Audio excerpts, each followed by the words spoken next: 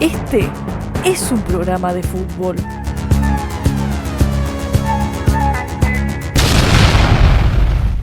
Pero distinto. Con entrevistas, recomendados, la actualidad en los clubes.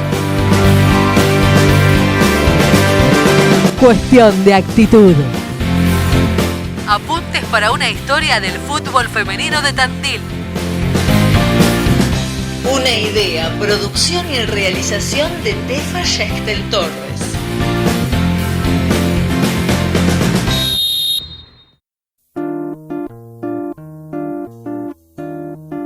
Bienvenidas y bienvenidos a esta nueva emisión de Cuestión de Actitud, apuntes para una historia del fútbol femenino de Tandil. Tefa Yextel Torres les saluda, y en este ciclo, como siempre decimos, entre todas y todos vamos a ir armando este rompecabezas que es la historia del fútbol femenino en el partido de Tandil.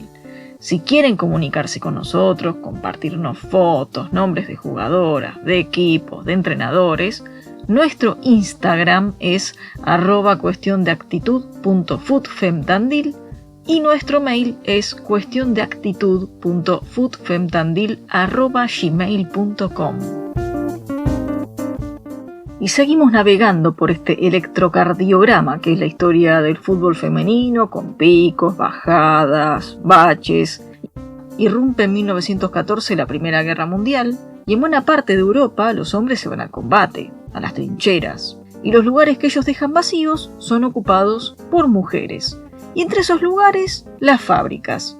Y en los ratos libres, las mujeres jugaban, después del almuerzo, a la hora del té, y hacían partidos para juntar fondos para los soldados, los heridos. A esos partidos asistían miles y miles de espectadores.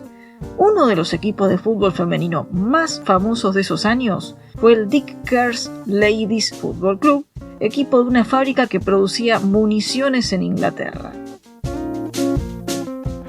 Pasó la Primera Guerra Mundial, pero no pasó el movimiento feminista que llegó para quedarse. La lucha se difundió con el fútbol femenino, pero tanta popularidad que ganó el fútbol femenino asustó a la estructura del fútbol masculino.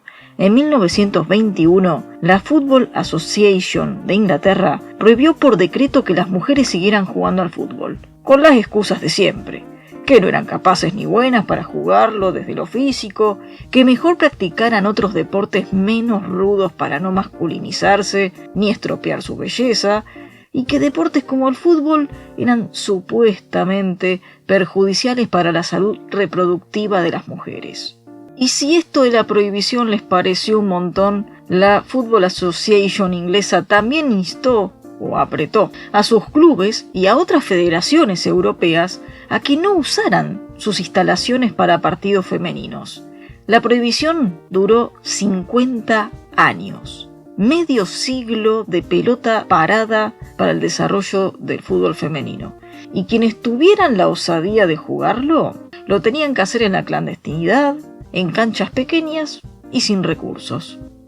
Y a propósito de prohibiciones, acá cerquita, en Brasil, el fútbol femenino estuvo prohibido durante más de 40 años.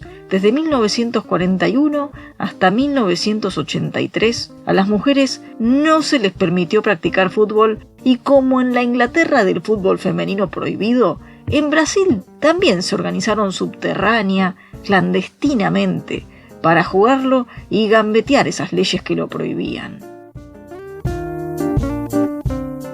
En Tandil, como en todo el país, no hubo una prohibición del fútbol femenino, al menos en los papeles, pero sí en la nula voluntad política de apoyar y ayudar a expandirlo y a difundirlo, de parte, por ejemplo, de la Liga Tandilense de Fútbol, en los 28 años que estuvo comandada por Luis Alberto Lucho Mestelán, y también desde la Liga Agraria Zona La Boca, que hasta 2018 tuvo un inciso en el estatuto que no admitía al fútbol femenino en sus filas. Se dice habitualmente que la hegemonía masculina en el deporte es más resistente al cambio que cualquier otra área de la cultura y de la sociedad. Pero también es cierto que hubo hombres que se enfrentaron a ámbitos profundamente machistas para abrirles canchas y posibilidades a las mujeres que querían jugar al fútbol. De esto trata nuestro programa de hoy. Fines de la década de 1980, principio de los años 90, un técnico que viene de la ciudad de Rauch se instala en Tandil. Se llama Luis Oroezábal, es policía y por su experiencia de fútbol femenino en Rauch ya tiene contactos con la reciente Asociación Argentina de Fútbol Femenino que dirigen Nils Altuna y Lilian Fadel. En la Liga Tandilense de Fútbol está sentado Luis Alberto Lucho Mestelán, que ocupa ese sillón de presidente desde 1967 y lo va a seguir ocupando hasta su muerte a fines de 1995. Mestelán fue vocal del Consejo Federal de la AFA, ocupó cargos en el Comité Ejecutivo representando al fútbol del interior y fue tesorero de la AFA. Todos estos cargos bajo el mandato de Julio Grondona, uno de los principales y más acérrimos contreras y saboteadores del fútbol femenino en el país. De hecho, Lilian Fadel, de esa entonces Asociación Argentina del Fútbol Femenino, aseguró en reiteradas oportunidades que Julio Grondona no solo no quería al fútbol femenino dentro de la AFA, fue capaz hasta de cajonear la invitación que la Selección Nacional Femenina de esos años había recibido para participar en el primer Mundial de Fútbol Femenino de FIFA en China 1991. Selección Nacional Femenina de esos años, de la que fue parte nuestra Caro Pacali. Mestelán le dio la espalda al fútbol femenino tandilense. Aún así, entre las vueltas para no dar un mísero aval ni garantía para los viajes, Luis Oroezábal fue apoyado en sus patriadas por futbolistas de renombre de Tandil y hasta por vecinos de Rauch, que valoraban su trabajo por el fútbol femenino y compartían la pasión por el fútbol, más allá de géneros. Luis Oroezábal se define sanmartiniano y autodidacta. Desde chiquito se sumaba a picaditos hasta cuando lo mandaban a hacer mandados. A sus casi 80 años, da muestras de una memoria impresionante. Así como puede recitar párrafos de la revista El Gráfico, describe con nitidez muchas jugadas de quien él define una de las jugadoras más completas que ha visto y formado, Carolina Pacali. No sabemos si fue casualidad, si estaba escrito en alguna parte, pero el fútbol femenino entró con un planchazo a la vida de Luis Oroezábal.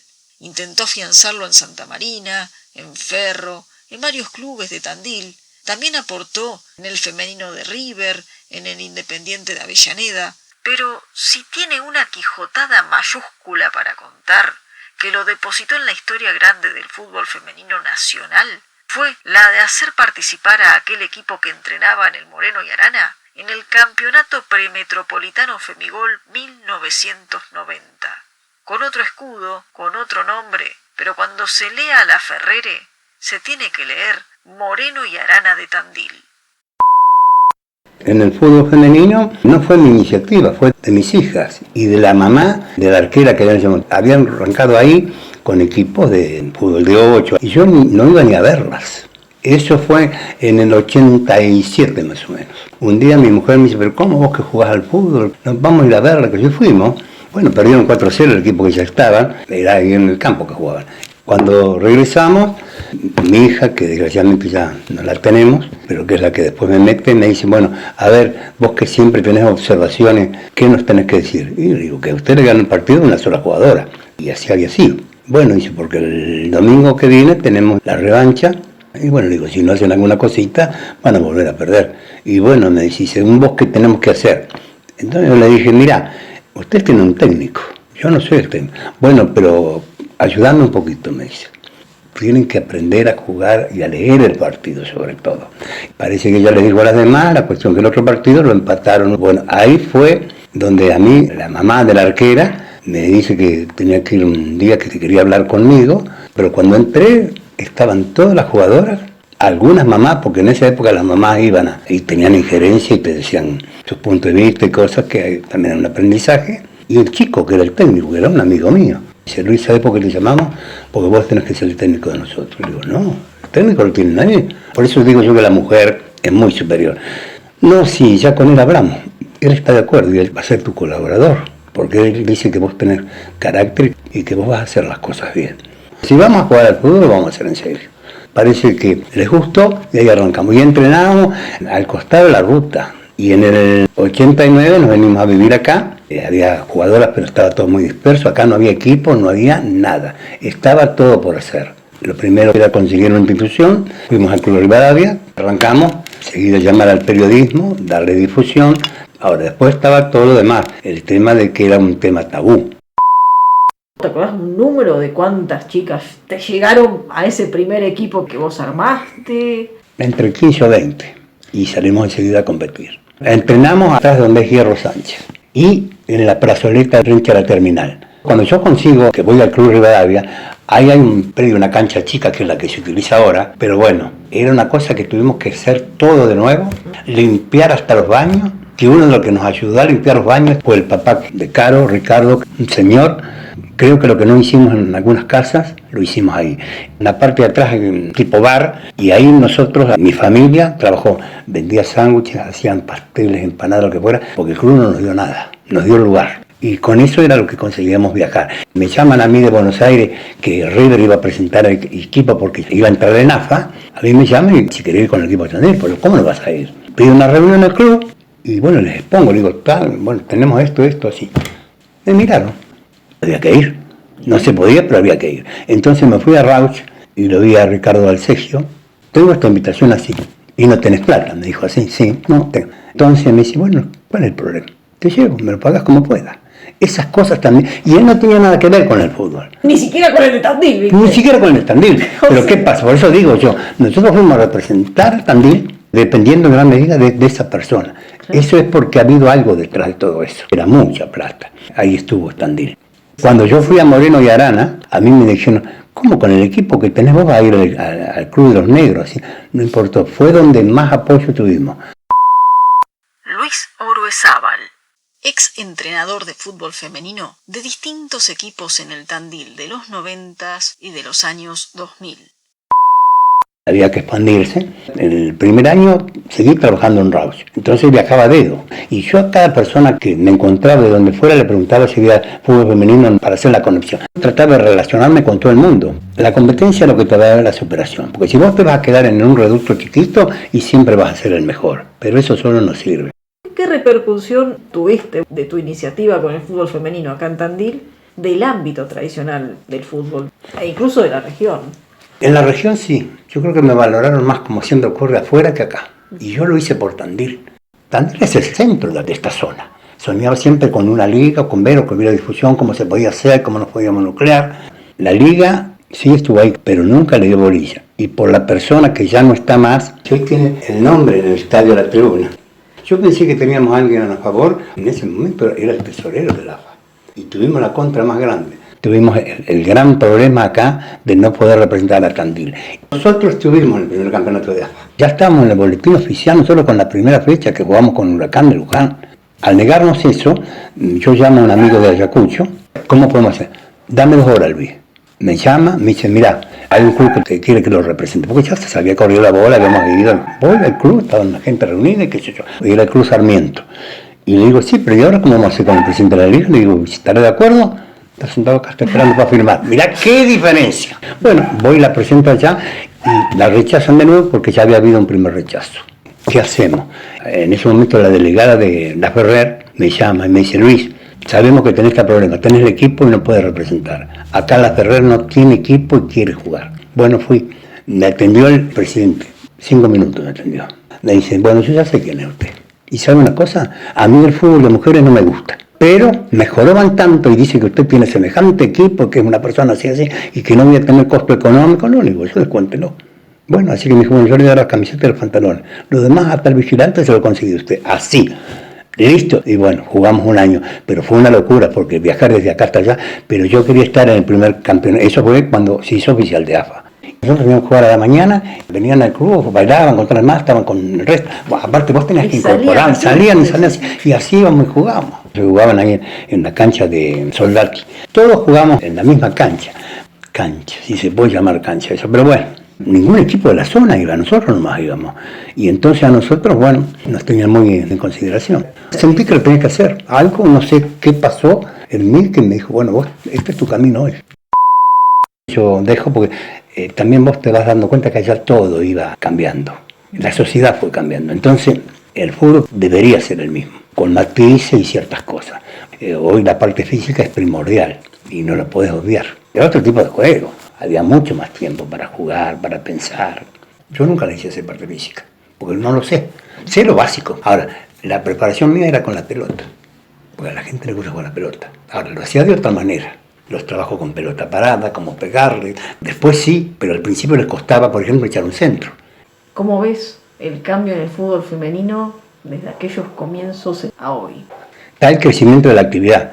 Tenemos que mejorar la calidad del fútbol. Y también la sociedad lo aceptó, lo cual me parece muy bien.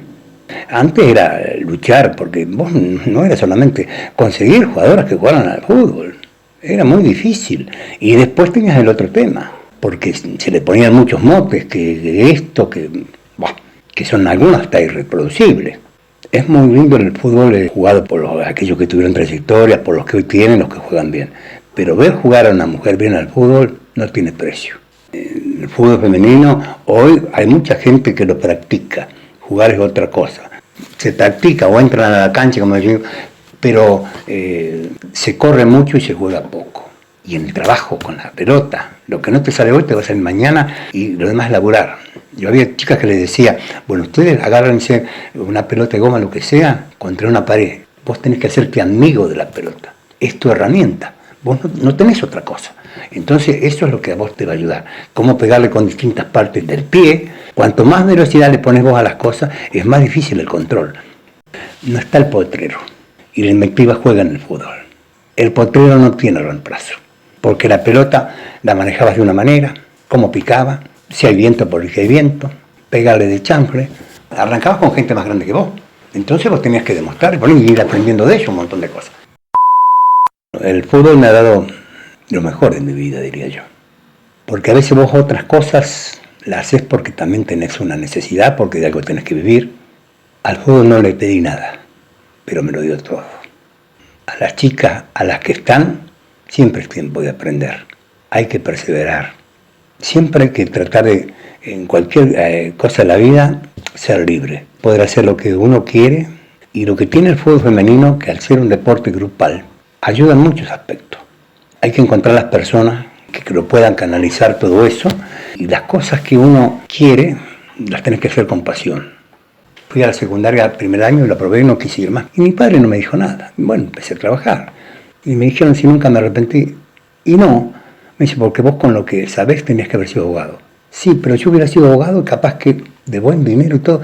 Pero todas estas cosas yo no las hubiera vivido. Y esto no tiene precio.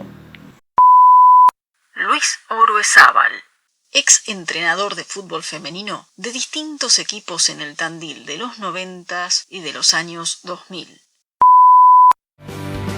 En instantes seguimos con más Cuestión de Actitud.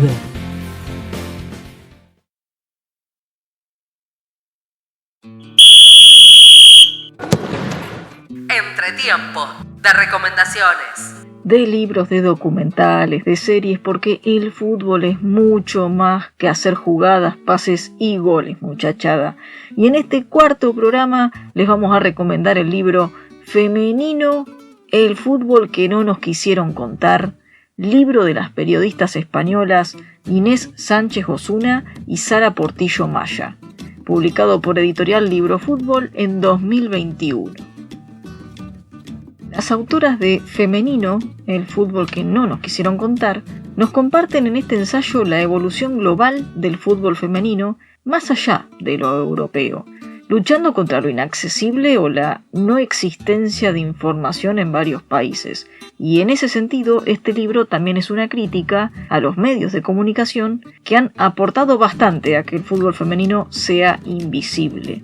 No está pensado como un libro exclusivo para el público futbolero, sino que es para cualquier persona que pueda empatizar con la causa y con las historias de las jugadoras. Historias que además, sin distinción de países, todas y cada una tienen en común a mujeres que apostaron por lo que les apasionaba y que se enfrentaron a estereotipos, sexismo, machismo de sus respectivas sociedades e instituciones deportivas y hasta de sus propias familias, que las señalaban como la peor deshonra por patear una pelota. Todas fueron tildadas de marimacho. Les dijeron que si seguían jugando nadie, ningún hombre, las iba a querer. Estas mujeres tuvieron que luchar hasta contra la medicina, que difundía mentiras sobre lo malo y nocivo que era jugar al fútbol para su salud, y con esas mentiras, desde los sillones con poder de decisión, se limitaba o prohibía al fútbol femenino. En este libro, las españolas Inés Sánchez Osuna y Sara Portillo Maya dejan en claro que es un fenómeno pluricultural y mundial, esto de relegar y ningunear a las mujeres en las canchas del fútbol. Esas mujeres futbolistas subsistieron sin apoyo y la siguen batallando. En algunos países ya el fútbol femenino tiene competiciones profesionales o semiprofesionales y en otros recién está comenzando a caminar en forma amateur. También el libro rescata a los hombres que ayudaron a abrir la cancha. Femenino, el fútbol que no nos quisieron contar, libro de las periodistas españolas Inés Sánchez Osuna y Sara Portillo Maya, publicado por Editorial Libro Fútbol en 2021. Encargáselo ya a tu librería amiga. ¡Arriba! Bancando los trapos. ¡Arriba! Y a las pibas. En esta sección donde nos metemos en la historia de cómo llegó el fútbol femenino a los clubes de la Liga Tandilense de Fútbol y del Fútbol Agrario de Tandil, esta vez le toca el turno al club Jorge Newbery de Fulton, perteneciente a la Liga Agraria Zona La Boca, y es Silvina Pacali, hermana de la futbolista Carolina Pacali e hija mayor de Ricardo Pacali y Sara Petite. Silvina es quien nos va a clarificar el camino del fútbol femenino en este club fultense. ¿Cómo llega el fútbol al agrario?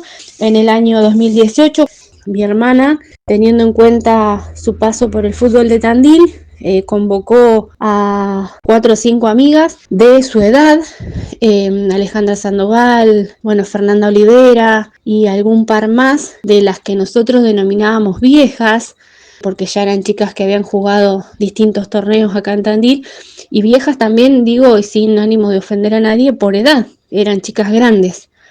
Mi papá estaba transcurriendo su ACV y todo lo que ello había aparejado, su hemiplegia y demás.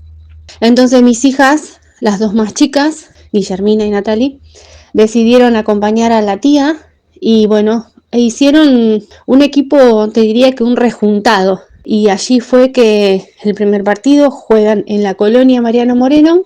Quedó como anécdota Guillermina, mi hija, que jamás se había puesto un pantalón de fútbol, que jamás había pensado en correr atrás de una pelota y la única actividad física que habían hecho había sido en el colegio. Y el primer partido creo que perdieron, muy feo. Después creo que jugaron en Fulton, no recuerdo a quién porque no cubrí ese partido. Al siguiente partido fueron a Vela. Y en Vela ni siquiera completaban. Justo había ido una amiga de Caro, le pidió a sus primos un pantalón corto, unos botines, y pudieron completar con las 9. Eran 8 jugadoras y la arquera 9. Silvina Pacali, hincha del Jorge Newbery de Fulton y ex delegada en la Liga Agraria. Ahí empezaron como a remontar un poquito, después hubieron un par de incorporaciones y demás, pero porque el primer torneo, en la apertura, se hizo a modo de prueba piloto. Sí prendía, tenía repercusión. Convocatoria se oficializaba para el torneo clausura. Fue un éxito, así fue como en el torneo clausura ya estaba más arraigado y más afianzado y ya con planilla y demás y oficializado el fútbol femenino en el agrario. Ya ahí quedó instaurado que todos los clubes tenían que presentarlo. En la apertura, solo 2, creo que La Patria y Azucena no habían presentado, el resto de los clubes sí. Así que ya a partir del clausura de ese año, 2018, todos los clubes debían presentar todas las divisiones. O sea, cuando hablamos de todas, son los 3 veteranos, la cuarta, el femenino, la tercera, segunda y primera. Después las chicas, con la convocatoria de Caro y las demás chicas, armaron un re lindo equipo con Ro y Meli, Nadia Pereira, que aún sigue siendo de aquellas pioneras para jugar en el Fulton. Hoy es capitana indiscutida y titular indiscutido todavía desde aquel 2018. Después se fueron incorporando chicas de Ayacucho. Este torneo no les fue muy bien en la apertura y bueno, esperemos que sí, ahora en este clausura 2024 puedan reivindicar, acomodarse y no estar en el último lugar de la tabla. Silvina Pacali también nos informó que las chicas del Newbery de Fulton lucen varios trofeos en la vitrina. En 2018 se llevaron el Apertura, el Clausura y la Supercopa. En 2022 también Apertura, Clausura y Supercopa. Y en 2023 Apertura y Supercopa. Le agradecemos enormemente a Silvina Pacali por la información, por la predisposición y a prepararse porque la vamos a tener como entrevistada próximamente. Si querés saber lo que pasa en el femenino del club Jorge Newbery de Fulton, chusmea su Instagram @JorgeNFulton o en su Facebook Jorge Newbery Fulton.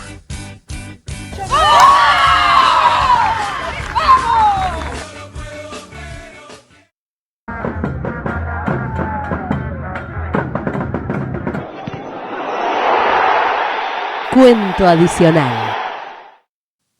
Podemos decir que el cuento adicional es, quizás, la sección más flexible de este programa. ¿Y por qué este preámbulo? Porque la cabeza no traiciona y en esta ocasión no va a ser un cuento lo que vamos a compartir, sino el decálogo para una futbolista, un escrito del entrevistado de este cuarto episodio, el ex entrenador Luis Oruezábal, y leído por Roberto López. Tratar de lograr un equipo compacto, es decir, que exista armonía en todas sus líneas. No podemos depender de arrestos individuales, sino que las que tienen mayores condiciones técnicas, inteligencia y talento deben establecer la diferencia. Para ello, debemos trabajar de manera tal que las que tienen menor aptitud técnica trabajen y mejoren para aprovechar, en la mayor medida posible, sus condiciones. Por supuesto, deberán perseverar en las condiciones que ya tienen. Ejemplo, dinámica, entrega, sacrificio. Debemos tener claro cuál es nuestro objetivo, nuestra meta y, por qué no, nuestra ilusión. Y cuando digo nuestra, es porque considero que todos somos necesarios y que cada uno es una pieza clave del grupo. Sé perfectamente que nada será posible si no tenemos conciencia de que no deben existir las divisiones, el afán de figuración, el yo. Sabido es que un buen grupo se puede lograr con un gran equipo, pero no existe un buen equipo sin un buen grupo. Tratemos de mostrarnos tal cual somos, sin falsedades, aún con nuestras falencias, nuestras dudas. En una palabra, debemos ser auténticos. Redundará en una mejor convivencia entre todos. Debemos respetar la intimidad y la forma de ser de cada uno, siempre que ello no sea perjudicial para el grupo.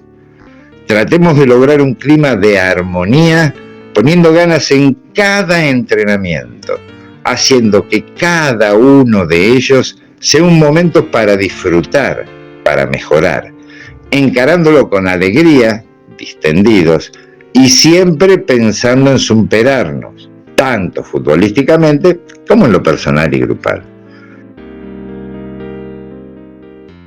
Esta es una empresa donde todos y cada uno tiene un rol que cumplir. No guardarse las opiniones e ideas siempre que éstas estén inspiradas en forma positiva. debemos ser protagonistas. Es importante llegar, pero aún más importante, el camino. Decálogo para una futbolista. Escrito por Luis Orbezábal y leído por Roberto López. Yo escribí un decálogo en su momento, que se lo entregaba a la jugadora. No, el equipo que yo tuve, porque eran 11, que Dios te libre. Cuando nosotros le ganamos a Boca con el gol de Caro, no sé si el martes o el miércoles hicimos el entrenamiento, y yo me acuerdo de la charla que le di ahorita, yo le dije, todos estamos con que Caro hizo un gol, y es extraordinario el gol que hizo, porque hay jugadas de ella que yo me las acuerdo hasta hoy. Quita la pelota a mi hija y se la da a Caro, y se elude dos, y la arquera estaba adelantada, que era Rodríguez, de apellido de Boca, y se la tira por arriba, y chao. Bueno. Ahora digo, ¿qué pasa? También tuvimos una arquera que no permitió que entrara.